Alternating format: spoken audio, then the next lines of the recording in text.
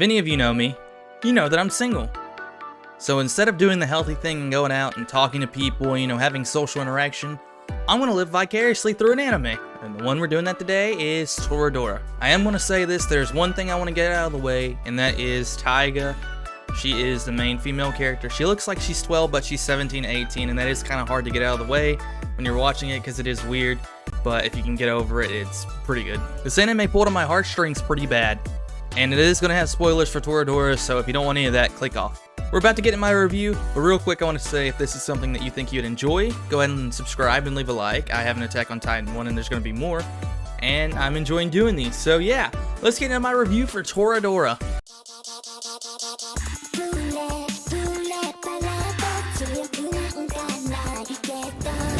Now the first thing I want to mention is that the theme song is a perfect 10 out of 10. No one can tell me otherwise. This is great. The two main characters of this story is a gloomy neat freak named Ryuji and the little angry imp that I mentioned earlier, Taiga. The first thing we start off with is Ryuji talking about how discontent his eyes make him feel about how he looks, and trust me bro, I get it. Nothing like starting off with teens feeling bad about their body and how they look, right? So Ryuji has a friend, his name's Kitamura, and he's a lady killer. I don't get it, but Taiga's no exception to that.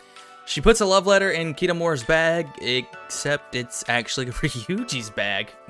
The whole funny thing about this is that this story wouldn't have happened if Taiga was like a little bit smarter and paid attention. So she makes a plan to go to Ryuji's house to kill him to get the letter back, but the letter's not in the envelope.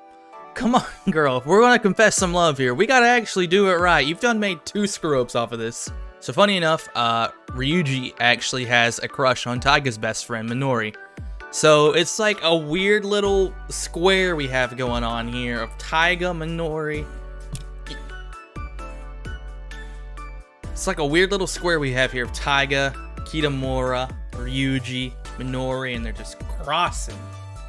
They're going to help each other. They make a little scheme to help each other get with their best friends. Oh my god, this is weird. Taiga also calls Ryuji her dog and, says that he has to do everything that she says, which it's not my thing, but I'm not gonna judge y'all, If you're into that, then hey, good for you. So Taiga is living by herself and with no parents or anything, and she does not clean. So Ryuji, the neat freak, practically just explodes on himself when he sees all the mess he can clean up when he goes to her house, which conveniently she lives right next to him. Which, cool, I guess. Also, I want to state here, Ryuji's mother, Yasu, the sweetest character ever. My god, I love her. I almost start crying thinking about her. She is an amazing lady. So, one of their plans to get Taiga closer to Kitamura was for her to be his gym partner in gym. But he already had a gym partner, and so their plan was to get Ryuji to knock out his gym partner. But he knocks out Taiga instead. God damn, both of these people are dumb. This should not have been this hard. They have a plan B though, which is for Taiga to make some cookies for Kitamura. She slips and they fall out the window. But she gives them to Ryuji, so at least someone enjoyed them. Speaking of which, they've been spending a lot of time together. I hope nobody gets the wrong idea. Listen, we're all sorry. We shouldn't have spread those rumors. Yeah, Isaac just chewed us all out. Oh, wow, that is rough. But hey, she sets the record straight and talks to Kitamura. I'm sure the two of us will become great friends from now on. Okay, wow, no, that is rough. Ryuji overhears this and feels for her and states that he'll always be by her side, which is the first time I let out of that when I was watching this. Oh yeah, baby, I'm a big bag of emotions, so all this is going to be coming out during this time. While Ryuji and Taiga are out scheming, we see Minori, and let me tell you, this girl is with working how Ryuji is with cooking and cleaning. She plays softball. She decorates phone cases. She goes to school. She's working in a diner. When I got home from high school, I laid in bed for 3 hours contemplating how I felt about my life and wanting to die. I wish I had her energy. We would be somewhere else right now. The next day, we see her with another job. What? And Ryuji's lovey-dovey mush brain tells the store owner that him and Taiga will help, which is not cool because, Taiga, I don't think, really wanted to help. You kind of throwing that on her. But the store owner looks at all 3 of them and decides to pick Taiga, who's not even 5 feet tall, to drive a bike with these heavy-ass boxes on it. Boxes. She can't even ride a bike. But I mean, hey, Ryuji did get some alone time with Minori when they accidentally locked themselves in the owner's shed. That's a win, I guess. Man up and get your red-haired girlfriend! We do learn that Taiga is a very bad photographer, but a very good stalker. So Ryuji's like, I got you, fam. We meet the school president, and this is the first character I really just didn't like. There's nothing inherently wrong with her, I just didn't vibe with her personally. Samir, the class president, was kind of talking to the students like they're in the army, and Taiga didn't like that and backtalk, but Kitamura was like, don't talk to her like that, and Taiga was all like, my bones are made of jelly. I know where she's coming from. Minori and Kitamura joined Taiga and Ryuji for lunch, and they both noticed how that they have the same lunches, which I'm not gonna lie, kinda cute. Ryuji makes it for both of them. So Ryuji had taken a bunch of photos of Kitamura and was going through them to see which ones needed to be laminated. When Kitamura came up and asked if those were for Taiga,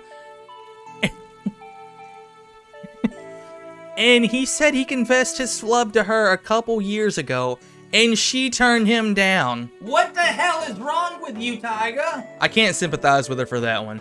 She said she started getting feelings for him after that, and you're a little late on the field, my man. Just a little late. We get introduced to a new character named Ami, and she seems like she's pretty sweet, but she isn't. But she also is. This is not normal. She's being mean to Taiga. Usually Taiga's being mean to everybody else. I don't understand. She also makes Taiga think that Kitamura hates her, and she already knows Taiga's weak spot. Is she a manipulative genius? But we also know Ami's weak spot now. She has a stalker. I did forget to mention that she's a super famous model, so that's why. When I was watching, I really didn't like the friendship dynamic that builds up between Ami and Taiga and Ryuji. But going back and reading it, I think I appreciate it a lot more now. I just did not like it at first. Ami sees Taiga not be afraid of the stalker, and she's like, wow, get it, girl, and goes and breaks the camera's stalker. What? Stalker's camera. I literally wrote down camera stalker. I give her bonus points for that and making the creep scared. But it's summertime! That means it's time to swim, which means it's time to buy new swimsuits, which Taiga's worried about looking at because... small. So Ryuji adds some pads to her swimsuit. Taiga made a small joke earlier about not being able to swim, but hey, guess what? It wasn't a joke. She's drowning now. Ryuji goes in to save her, and hey, you want to hear another funny joke? He didn't do a good job sewing the pads in.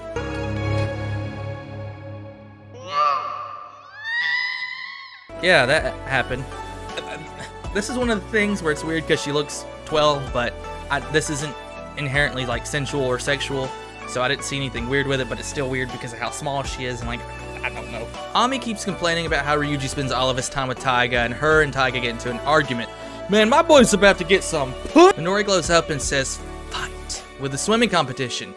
I'm not gonna lie, this seems a little unfair for some reason. But Taiga does do a lot of training and gets embarrassed halfway through because Ryuji's teasing her, and so everyone's thinking she's not gonna show up, but last minute she does. And she's doing pretty good until she gets a leg cramp. It's probably the most inconvenient leg cramp I've ever seen, except for the one I got when I was playing basketball and had to lay in the grass for about 20 minutes and then crawl my way up to the steps of my house. Ryuji jumps in to stop her, and she's like, and some boys are like, sploosh. And Ryuji would have drowned if it wasn't for Taiga saving him. This is one of the sweetest scenes because while she's giving him, like, you know, CPR, she screams, Ryuji's mine! Ryuji's mine! And my reaction was just... Taiga, Minori, and Kitamura all decided they wanted to go to Ami's beach house with her and Ryuji, which kind of ruined her plan for her and Ryuji to be alone. That's pretty funny. Ryuji and Taiga make a plan to get Minori scared while they're there, but everyone turns it around on them for being devious. And Ryuji and Minori have had a couple conversations that correlate ghosts and relationships. It's kind of weird. And I'm gonna go ahead and say it. I really don't want to see these two together. They just really don't have the chemistry. Hell, I'd rather see Ami get with Ryuji at this point, because I feel like they worked better together. This next arc was a bad one for Ryuji. He moved down my list a lot right here. While everyone's trying to figure out what they want to do for the school festival, Taiga is actively avoiding calls from her dad and also getting nominated for the festival's beauty queen representative. Nice. But Ryuji gets mad at her because she doesn't want to talk to her dad, and he's all like, I don't even know my dad. I would kill to talk to him. But him and Minori get into an argument about it, and she's like, no, you don't understand. There's a reason she doesn't want to be around him. And for once, I'm on her side, because like there more than likely is a reason, which there is. But not to also mention that he just put stress on Taiga, because her two closest and best friends are arguing right now, along with dealing with stress about school stuff with the school festival and her dad. Like, that's a lot to have on her, and Ryuji should have, like, figured that and known about that and just, like, dropped it, but he didn't. And it was like, come on, dude. Come on. Felt a bit out of character because, like, he's supposed to, like, oh, I'll be there for you, but no. Hey, and guess what? Her dad didn't come to see her for the school festival either. He straight up ditched her. Yeah, good job, Ryuji, about making a call on that one. He also calls Ryuji and tells him that he's not going to be around Taiga anymore because he met some bimbo. If this was a real person, I would strangle him. I guess good news, though, is Ami's dressed up as a dominatrix, so Taiga ends up winning the school festival queen. And the school also holds a really weird contest where they have a race, and whoever gets first place gets to have a dance with Taiga.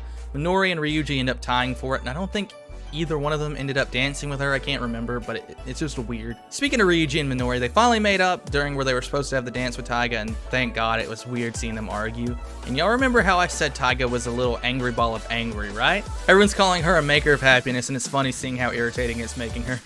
Minori ends up buying a picture of her and Ryuji holding hands while they cross the finish line of the race. Don't you start doing this now.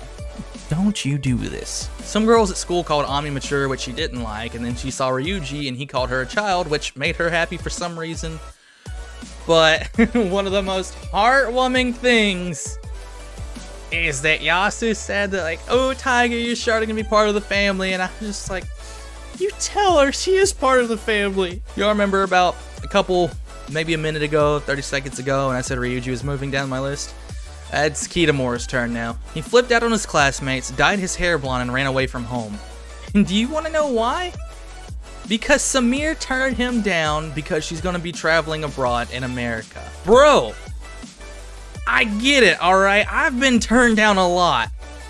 But I'm not going to ruin everything else, my responsibilities, just because I got turned down for that. Come on now, you're smart. You're probably smarter than me. I mean, you're smarter than me. You're the fucking class president rep. Get it together. I've also really started to notice just how annoying he is, but he comes around and gets everything in order. And it was also kind of a cute scene where we got to see Taiga trying to run for president. And ended up getting a badass brawl between her and Samir. It was fire.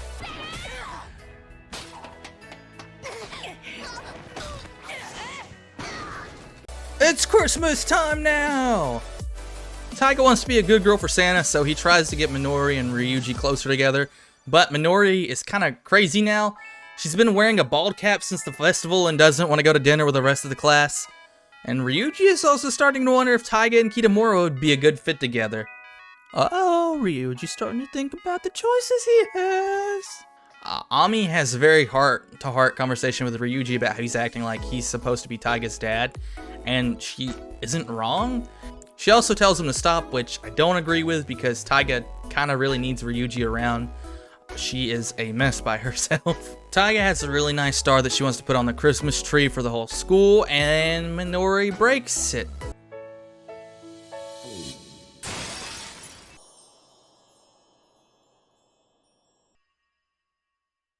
Sorry about that, guys. Well, way to make things more awkward between you and everyone else, but Ryuji's like, see you at the party. Taiga and Ami do a duet at the Christmas party, and it was so good.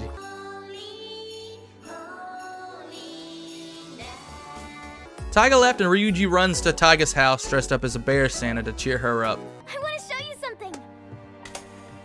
Look, that's my Christmas tree. Isn't it the best you've ever seen?